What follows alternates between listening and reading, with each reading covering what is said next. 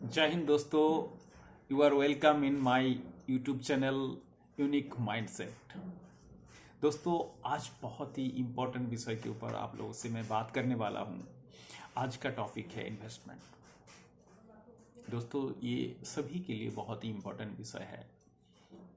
हालांकि हम इसको इम्पोर्टेंट इतना नहीं देते हैं, लेकिन ये दोस्तों आपके ज़िंदगी चेंज कर सकता है, आपका स्टेटस को चेंज कर सकता है, आपको पीस ऑफ माइंड दे सकता है और आप एक अच्छा जीवन बिता सकते हैं, एक अच्छा लाइफ स्पेंड कर पाते हैं। आप अपने बच्चों को एक अच्छा जिंदगी दे सकते हैं। आपका ही पैसा है और आपको सही जगह पे इन्वेस्टमेंट करना है। और आप अगर सही जगह पे इन्वेस्टमेंट कर पाते हो जहाँ पे मोर देन 8% 9% इंटरेस्ट रेट मिलता हो आपके इन्वेस्टमेंट में, तो लंबा समय के लिए जब आप ये पैसा रखते हो, द पावर ऑफ कंपाउंडिंग काम करता है आपके पैसे के ऊपर और आपको एक बहुत बड़ा कॉर्पस जनरेट करके देता है। तो आज हम इन्वेस्टमेंट के ऊपर आपके साथ बात करने वाले हैं। दोस्तों, मुद्रास्फीति हमारे देश पे 8 से 9% तक रहता है और हमारा मकसद यही है कि हमको 8-9% से ज़्यादा कमाना है। हमारे पैसा है उसको सेव करना है। 1 rupee save is equal to 1 rupee earn. इस चीज़ को ध्यान में रखना और खुद के पैसा को ऐसे जगह में इन्वेस्टमेंट करना है जाकि 9% से ज़्यादा आपको इनकम मिले।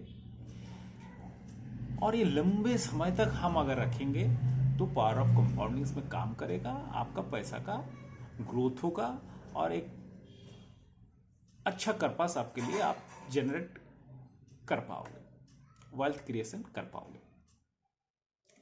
तो सबसे बेस्ट तरीका क्या है इन्वेस्टमेंट के? सबसे बेस्ट तरीका है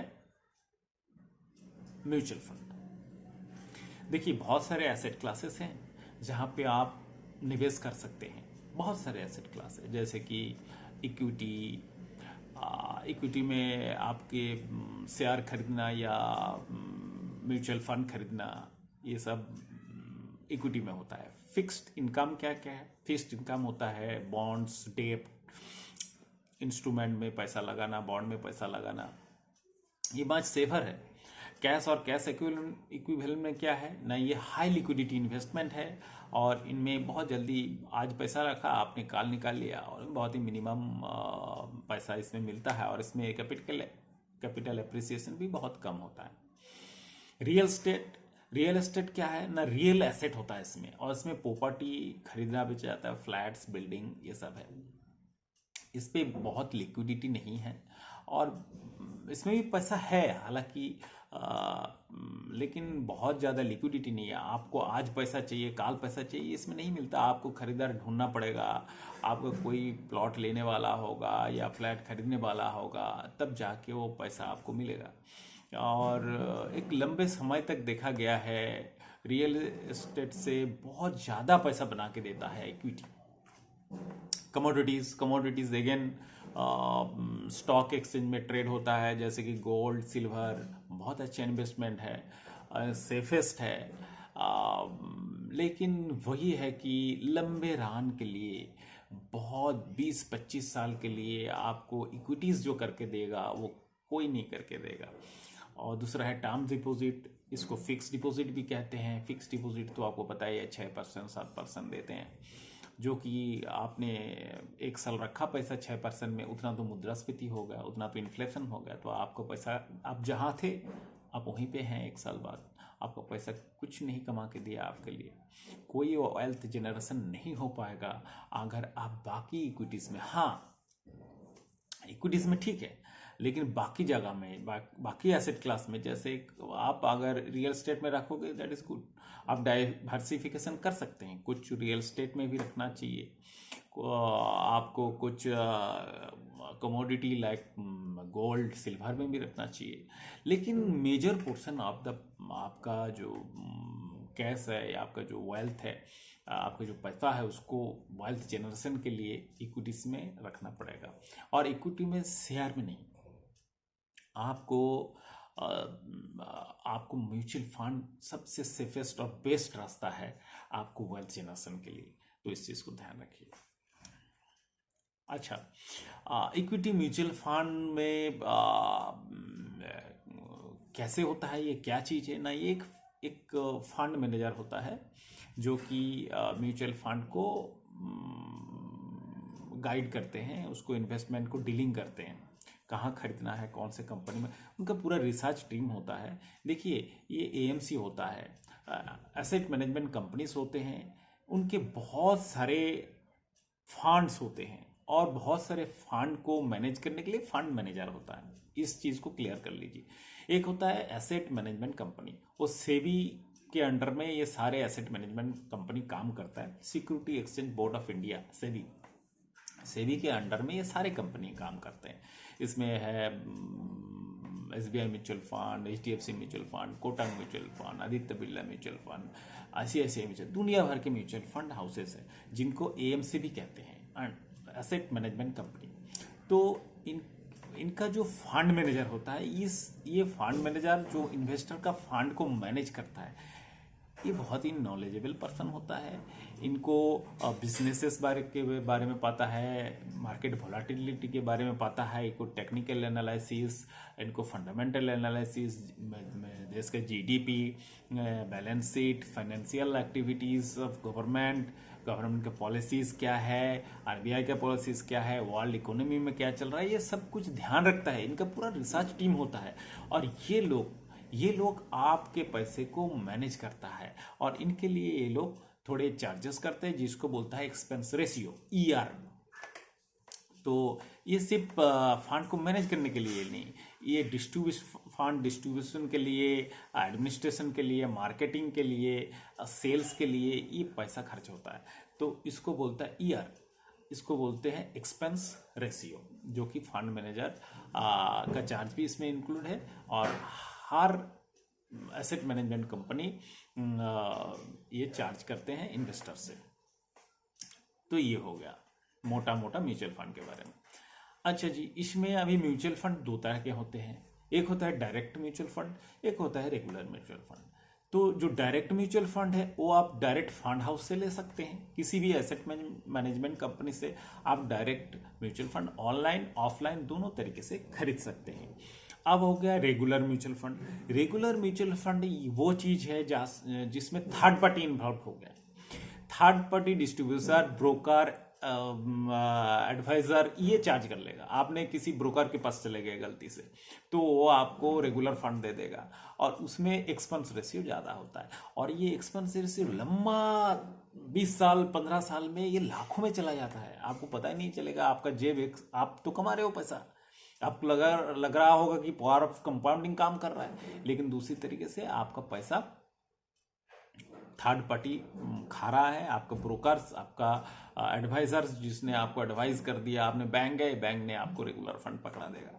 आपने ब्रोकर के पास गए, ब्रोकर आपको पकड़ा देगा रेगुलर फंड, और आपको एक्सपेंस रेशियो ज़्यादा, आप एक तरफ से कमा रहे हो और ब्रोकर आपसे खा रहा है। तो रेगुलर फंड कभी नहीं लेना है, आपको हमेशा डायरेक्ट फंड लेना है। अब डायरेक्ट फंड किसी भी फंड हाउस के, किसी भी एसेट मैनेजमेंट कंपनी के वेबसाइट में जाके ले सकते हैं। तो अभी नेक्स्ट क्या है ना, नेक्स्ट है दो फंड और होते हैं म्यूचुअल फंड में, एक होता है ग्रोथ ऑप्शन, एक डिविडेंड ऑप्शन। म्यूचुअल फंड आप जब लेंगे तब एक होगा ग्रोथ ऑप्शन, एक होगा डिविडेंड ऑप्शन। तो हमेशा आपको ग्रोथ ऑप्शन ही लेना है, क्योंकि ग्रोथ ऑप्शन में आपके जो प्रॉफिट के ऊपर प्रॉफिट मिलता है, इसमें आपका प्रॉफिट निकाला नहीं जाता है। इसमें प्रॉफिट एक साल में जितना आपने कमाया, प्रॉफिट के ऊपर नेक्स्ट ईयर फिर आपका कैपिटल प्लस प्रॉफिट जो पिछले साल का था नेक्स्ट ईयर उसके ऊपर भी प्रॉफिट लगेगा। तो इसमें ग्रोथ जनरेट होता है, इसमें पावर ऑफ कंपाउंडिंग काम करता है, आपको इसमें टैक्स भी कम लगता है और इसमें वेल्थ क्रिएशन में मदद होता है। आपको गोल जल्दी अचीव हो जाएगा ग्रोथ ऑप्शन में जाने से। डिविडेंड ऑप्शन क्या है? डिविडेंड ऑप्शन में प्रॉफिट्स क्या है, हर साल दिया जाता है। जो भी प्रॉफिट हुआ आपको इन्वेस्टर को वो प्रॉफिट दे देते हैं। इसकी वजह से इसमें क्या है, शॉर्ट टर्म कैपिटल गेन भी चार्ज होता है, कंपाउंडिंग इसमें काम नहीं करता, आपको वेल्थ जनरेशन इसमें होता नहीं है इतना। तो इसलिए डिविडेंड ऑप्शन नहीं चूज करना है, आपको ऑलवेज ग्रोथ ऑप्शन चूज करना है। अच्छा जी, उसके बाद क्या है ना, उसके बाद है कहाँ क्या क्या चीज आपको ध्यान रखना है म्यूचुअल फंड खरीदने से पहले। ठीक है, तो आपको ध्यान रखना है हमेशा ग्रोथ ऑप्शन चुनना है, आपको डायरेक्ट फंड खरीदना है, आपको ऑनलाइन ऑफलाइन कैसे भी आप खरीद सकते हैं, ऑनलाइन भी खरीद सकता है ऑफलाइन भी खरीद सकता है, लेकिन आपको डायरेक्ट फंड ही लेना है और ग्रोथ ऑप्शन भी चुनना है। अच्छा जी, आपको हमेशा सिस्टमेटिक इन्वेस्टमेंट प्लान के थ्रू ही जाना है। सिस्टमेटिक इन्वेस्टमेंट प्लान आपको डिसिप्लिन देता है, ऑटोमेशन है, ऑटोमेटिक कट जाता है, आपको पता नहीं लगता। तो इसलिए लमसम में ना जाइए, आप एसआईपी में जाइए। तो इस चीज को ध्यान रखें। अच्छा, एसआईपी क्या है? एसआईपी है सिस्टमेटिक इन्वेस्टमेंट प्लान, जो कि ऑटोमेशन में काम करता है और आपके इन्वेस्टमेंट में डिसिप्लिन लाता है, रूपी कॉस्ट एवरेजिंग कर देता है, आपको मार्केट के अप डाउन में आपको कोई फिक्र नहीं करना पड़ता है, आपको पंक्चुअलिटी लाता है और आपको पावर ऑफ कंपाउंडिंग में काम देता है। आप मिनिमम 100, 50 तो नहीं, 100, 500, 1000 रुपया तक इन्वेस्ट कर सकते हैं। तो ये है एसआईपी। अच्छा, एसआईपी की बेनिफिट क्या क्या है पहले ही बताया मैंने। तो इसमें क्या है, आपको मार्केट के अप डाउन में आपको चिंता करने की जरूरत नहीं है, मार्केट क्या हो रहा है क्या नहीं हो रहा है आपको कोई फर्क नहीं पड़ना चाहिए।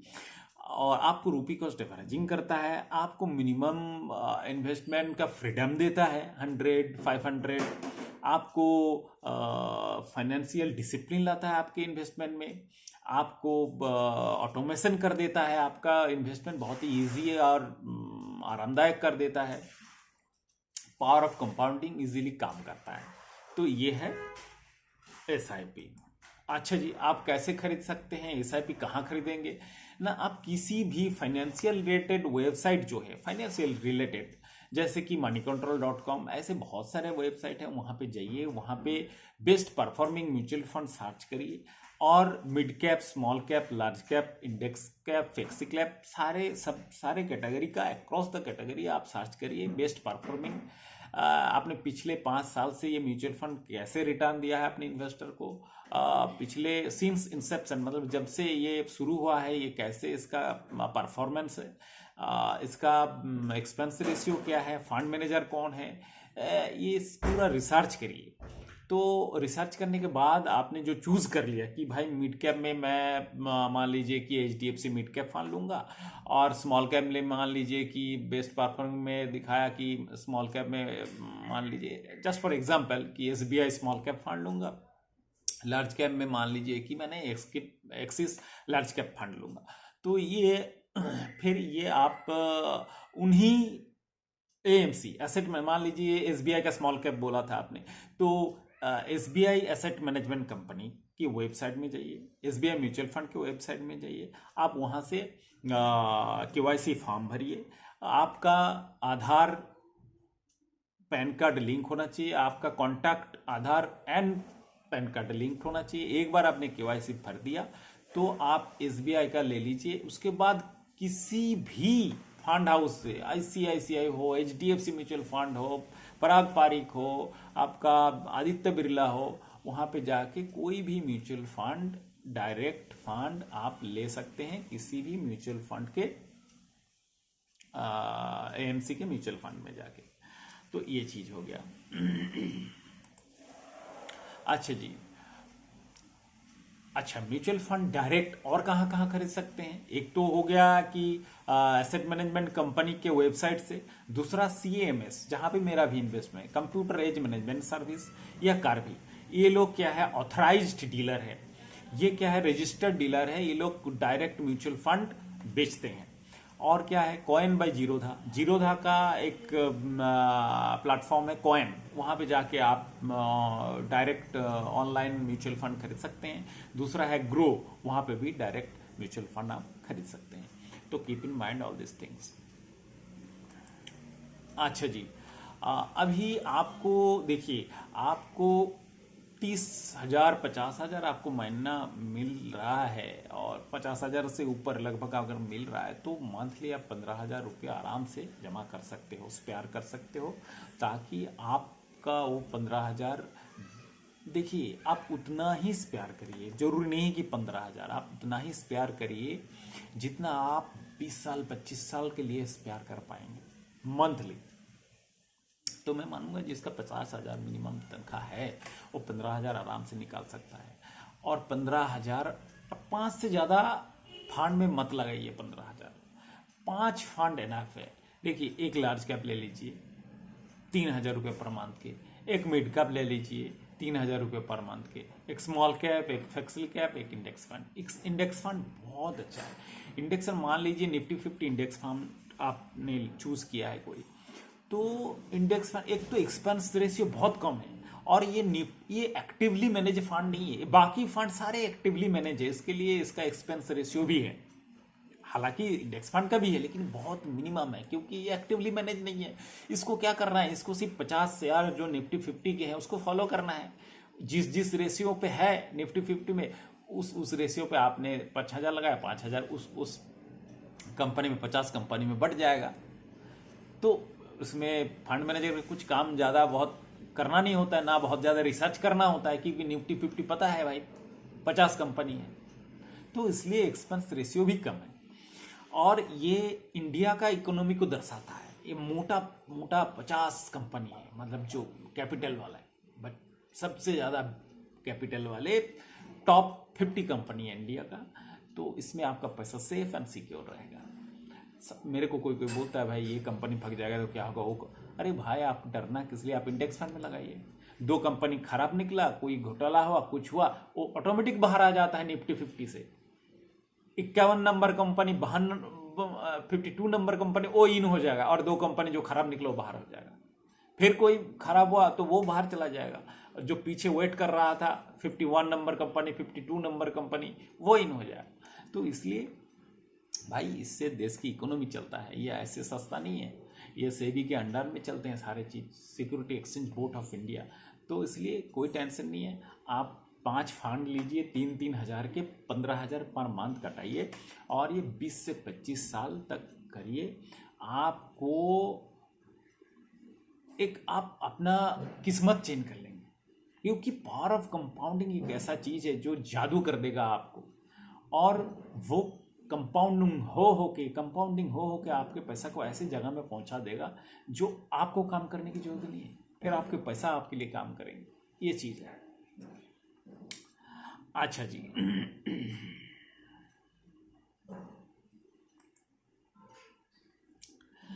अच्छा, अभी मेरे को बहुत लोग पूछता है SIP क्या है, लमसम क्या है, कैसे इन्वेस्टमेंट करो, SIP में करो लमसम। अरे भैया SIP बार बार बोल रहा हूँ मैं, SIP आपको ऑटोमेशन होता है, ऑटोमेटिक कट जाता है, आपको free of mind, hassle free है, आपको डिसिप्लिन लाता है। हर महीने आप चाहे भूल जाओ लेकिन वो टाइम से 4 तारीख 5 तारीख 6 तारीख कट जाएगा। आप जिस तारीख को चूज करेंगे उस तारीख को उतना पैसा कट जाएगा, इसलिए ये पंचुअलिटी में होता है। और तीसरा क्या है, मार्केट ऊपर है नीचे है, आपको सोचने की जरूरत ही नहीं है भाई। ये रुपी कॉस्ट एवरेजिंग करता है, ये 100 रुपया 500 रुपया 1,000 रुपया तक डाल सकते हो, इसलिए SIP इज द बेस्ट। ये क्या है, लो रिस्क है, लमसम में थोड़ा रिस्क ज़्यादा है। ये क्या है, 3 से 5 साल में पॉजिटिव हो जाते हैं, मतलब आपको कमा के देगा, ये 5 से 7 साल में कमा के देगा लमसम वाला। तो ये actually lump sum means one time investment. देखिए वन टाइम इन्वेस्टमेंट भी लोग करते हैं और करना भी चाहिए, कब? जब बाजार डाउन जाता है 10%, 15%, 20% बाजार डाउन है। जैसे कि मान लीजिए कि कोरोना में हुआ था। कोरोना में क्या है, 70%, 30% डाउन था, तब भर भर के लोगों ने खरीदे, जानकारी लोगों ने। तो ऐसे लमसम आपको मान लीजिए 1 लाख रुपया है, एक बार में नहीं डालना है आपको, 10-10 हज़ार करके हर हफ्ते 10-10 करके डालिए, क्योंकि क्या पता आप जो सोच रहे हो और नहीं गिरेगा और बाजार गिरेगा। तो ये सब बाजार अप है, डाउन है, क्या वैल्यू है, ये सब सोचना पड़ता है लमसम खरीदने के लिए। लेकिन एसआईपी में कोई टेंशन नहीं है। हाँ, लेकिन आप एसआईपी कर रहे हैं तो आपको ऐसे मौके ढूंढने चाहिए कोरोना जैसे, जहाँ पे वैल्यू बाजार गिरता है और आपके पास 2 लाख 4 लाख है, तो आप आराम से डाल सकते हो। इतना ध्यान रखना। अच्छा जी, एसेट मैनेजमेंट कंपनी क्या क्या है, मेरे से पूछता है लोग। अरे एसेट मैनेजमेंट कंपनी दुनिया भर की है। आपको देख Canara Robeco, Mirae asset, SBI, Edelweiss, HDFC, Axis, Aditya Birla, ICICI, Birla Sun Life, DSP, Franklin, LIC, क्या है, कोटक, बहुत सारे हैं। तो इसलिए वो लिस्ट मिल जाएगा आपको, आप थोड़ा रिसर्च करेंगे तो। अच्छा, कुछ कोट्स है बहुत ही इंपॉर्टेंट है इन्वेस्टिंग के बारे में, जो आपकी आंखें खोल सकता है, जो आपको एक विज़न दे सकता है। तो ऐसे ही कुछ कोट्स है वारेन बफेट साहब के। वारेन बफेट साहब इन्वेस्टमेंट के गुरुदेव माने जाते हैं, इन्वेस्टमेंट के गॉड। जैसे सचिन तेंदुलकर को क्रिकेट का गॉड मानते हैं, वैसे ही वारेन बफेट साहब को इन्वेस्टिंग के गॉड माना जाता है। तो इनका क्या कहना है, क्या विचार है, क्या इनका आइडियोलॉजी है, वो थोड़ा सुनना जरूरी है। वॉरेन बफेट साहब कहते हैं, rule number 1, never loss money. Rule number 2, don't forget the rule number 1। ठीक है, आपको कभी पैसा अपना गंवाना नहीं चाहिए, कभी आपका कैपिटल लॉस नहीं होना चाहिए। मैं बहुत ऐसे लोगों को देखा हुआ है, छोटे छोटे बच्चे, 20 साल 25 साल के लोग, इवन 50 साल 60 साल के लोग भी ये जुआ खेलते हैं। ये कौन सा 11 है, ये सब खेलते हैं। उसके बाद IPL खेलते हैं और 15 लाख 20 लाख पैसा हार जाते हैं। ये अपना ज़िंदगी तो ख़राब करता ही करता है, जितना पैसा अपना सब खो देता है, हार्ड अर्न मनी है पूरा लुटा देते हैं। ये अपने दोस्तों से धार लेते हैं, फिर दोस्तों से झगड़ा, अपने घर वालों से पैसा लेते हैं, ज़मीन बेच देते हैं, जायदाद बेच देते हैं, घर बेच देते हैं, जुआ में हार गए हैं। तो इस चीज़ को ध्यान रखिए, आपका हार्ड अर्न मनी है, इसका ध्यान रखिए। पैसा को इज्जत करना सीखिए। पैसा को आप इज्जत करेंगे तो पैसा आपको कमा के देगा, आपको फिर काम करने की जरूरत नहीं पड़ेगा। तो rule number 1, never loss money. Rule number 2, don't forget rule number 1। ये प्रिंसिपल मान के चलिए, आपके जीवन में आपको कभी दिक्कत नहीं आएगा। नेक्स्ट क्या है, the stock market is a device for transferring money from the impatient to the patient. Stock market एक ऐसा डिवाइस है जहाँ पे जो अधैर्य लोग हैं उनसे पैसा धैर्यवान जो लोग हैं उन पे जाता है। मतलब आप एक दिन में करोड़पति नहीं बनेंगे, आपको पेशेंस रखना पड़ेगा, आपको वक्त देना पड़ेगा ग्रो के लिए। आपको पावर ऑफ कंपाउंडिंग आपके पैसे के ऊपर काम करेगा और वो लंबे वक्त में ही काम करता है। तो जब काम करेगा तब आप वेल्दी बनेंगे, एक दिन में नहीं बनेंगे, वक्त लगेगा। दूसरा क्या है, if you don't find a way to make money while you sleep you will work until you die. आप अगर जब रेस्ट कर रहे हैं, जब सो रहे, तब आपका पैसा नहीं बढ़ रहा है, नहीं ग्रो कर रहा है, तब आपको जिंदगी भर काम करना पड़ेगा।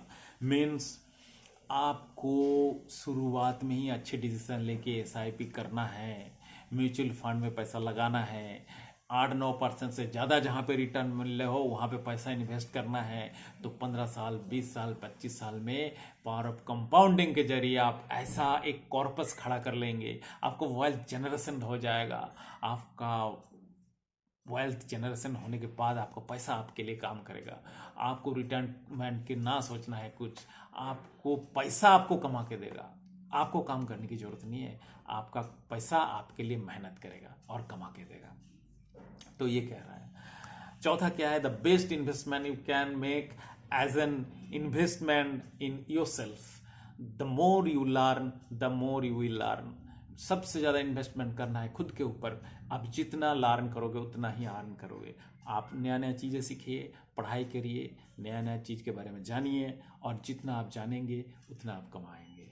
ये है वॉरेन बफेट साहब कह रहा है। बाकी देखिए, सर अल्बर्ट आइंस्टाइन ने एक बात कही थी, compound interest is the eighth wonder of the world, he who understand it earn it, he who does not page it. तो पावर ऑफ कंपाउंडिंग ऐसा चीज है जो एक एट वंडर है। सभी लोग इसको समझ नहीं पाते हैं, जो समझ पाते हैं वो कमाते हैं, वो पावर ऑफ कंपाउंडिंग के जरिए वेल्थ क्रिएशन कर पाते हैं। जो लोग नहीं समझते हैं वो लोन लेते हैं, कार लोन ले लिया उन्होंने, होम लोन ले लिया, पर्सनल लोन ले लिया, होम लोन फिर भी ठीक है, पर्सनल लोन ले लिया, कार लोन ले लिया, क्रेडिट कार्ड इस्तेमाल कर रहा है, और बैंक उनसे कमा रहा है पैसा। पावर ऑफ कंपाउंडिंग जरिए रिवर्स पावर ऑफ कंपाउंडिंग हो रहा है। उनसे कौन कमा रहा है? बैंक कमा रहा है। क्रेडिट कार्ड वाले बैंक कमा रहा है, आपने जो लोन लिया उस बैंक आपसे कमा रहा है पैसा। तो इस चीज को ध्यान में रखिए। अच्छा जी, नेक्स्ट क्या है? एक रूल ऑफ 72 है, बहुत इंपॉर्टेंट है। आप जान लीजिए कि 72 divide by rate of return, आपका इन्वेस्टमेंट कितना परसेंट से ग्रो हो रहा है, वो 72 by rate of return is equal to time to take for doubling. मतलब कितने समय में डबल हो जाएगा आपका पैसा, ये जानना बहुत जरूरी है। इसको बोलता है रूल ऑफ 72। 72 बाई 6%, मान लीजिए आपने फिक्स डिपॉजिट किया, तो 72 बाई 6%, तो कितने साल में डबल होगा? इज इक्वल टू 12 साल में आपका पैसा डबल होगा। 72 बाई 8%, मान लीजिए आपने कहीं पे रखा, वो 8% दे रहा है, तो आपका 9 साल में डबल होगा। फिर 10% अगर पैसा आपको कमा के दे रहा है तो 7 साल 3 महीने में डबल होगा। 12% कमा के दे रहा है तो 6 साल में डबल होगा। 14% कमा के दे रहा है तो 5 साल में डबल होगा। 16% कमा के दे रहा है तो 4 साल 6 महीने में डबल होगा। 18% कमा के दे रहा है तो 4 साल में डबल होगा। 20% कमा के दे रहा है 3 साल 6 महीने में डबल होगा। 22% कमा के दे रहा है तो 3 साल 4 महीने में डबल होगा। 24% कमा के दे रहा है तो 3 साल में डबल होगा। तो रूल ऑफ 72 क्या है? 72 से आपको कितना percent divide by percentage is equal to time for doubling your money. तो आपको देखिए, आप फिक्स डिपॉजिट करोगे तो 12 साल में डबल होगा। 72 बाई 6 इज इक्वल टू 12, क्या ही कर लोगे आप 12 साल में अगर पैसा डबल होगा तो। लेकिन अगर आप सोच लिए 72 बाई 16, 16%, तो 4.5 साल में डबल। 72 बाई 18, जो कि बहुत आसानी से आप कमा सकते हैं, 4 साल में डबल। मिनिमम तो 18% आपको आपके पैसे से इंटरेस्ट आपको पाना चाहिए। मिनिमम 18%, 4 साल में डबल अगर आप कर पाए तो आप लंबे समय तक 18%, 16%, 17%, 20% कमाएंगे। तो पावर ऑफ कंपाउंडिंग से आप एक अच्छा कॉर्पस खड़ा कर लोगे, एक आप वेल्थ जनरेशन कर लोगे अपने लिए। तो इस चीज को ध्यान रखिए।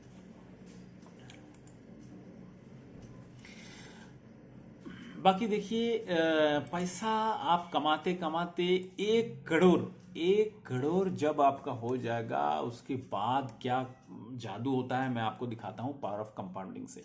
देखिए, आपने 15,000 रुपये पर मंथ डाल रहे हो, 15 साल के लिए 15% इंटरेस्ट के लिए, तो 1 करोड़ रुपया हो जाएगा। 15,000 रुपया, 15% इंटरेस्ट कमा रहा है, कितने? 15 साल के लिए कितना हो जाएगा? 1 करोड़।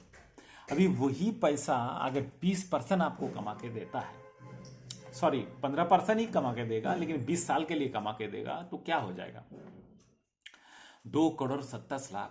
आप सोचिए, 15 साल में आपको 1 करोड़ मिला, लेकिन नेक्स्ट 5 साल में आपको कितना मिला? 1,27,00,000। 15 साल लगे आपको 1 करोड़ कमाने के लिए, लेकिन नेक्स्ट 5 साल में, मतलब आपका टोटल 20 साल के अंदर क्या हो गया? 2,27,00,000 हो गया। मतलब नेक्स्ट 5 साल में आपका 1,27,00,000 बढ़ गया। अभी उस पैसे को अगर आपने और 5 साल, मतलब टोटल 25 साल के लिए आपने रखा, तो क्या हो जाएगा? वही 15,000 रुपया 15% के लिए 25 साल रखा, तो आपको हो जाएगा 4,92,00,000।